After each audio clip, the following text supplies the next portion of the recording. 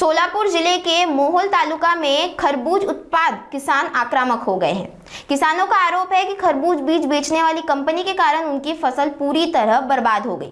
बीज अपेक्षित अनुवांशिक गुणवत्ता में नहीं निकले, जिससे कई एकड़ में फसल खराब हो गई, जिससे किसानों को भारी आर्थिक नुकसान उठाना पड़ा।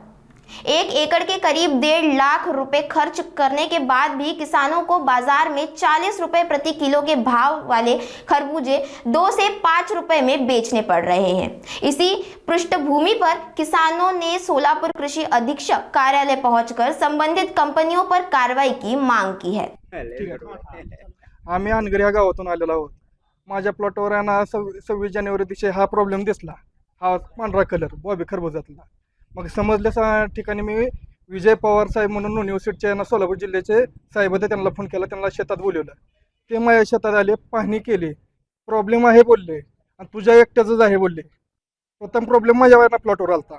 मग त्यांना बोललो, हे केलं ते म्हणले पुन्हा दुसरं दाव, आम्ही दुसऱ्यांचं दावलं, ते दावलं दखल घ्यायला तयार नाहीत। ते त्यांच्या नाही हे म्हणते हवामानानं झालं ते झालं। हवामानं नाही, ह्या कंपनीनं सांगितलं 2% जंगली रोप येईल म्हणून पाकिटावर लिहिलेलं आहे। मग हे 98% जंगली झाले, ह्याचा DNA प्रॉब्लेम झालेला आहे, DNA जेनेटिक प्रॉब्लेम झालेला आहे। रक्तात आपलं कसं आहे ना, आपल्या मुलाला ना आपल्याला प्रॉब्लेम असल्या मुलाला होतो, तसा ह्याचा हे प्रॉब्लेम झालेला आहे।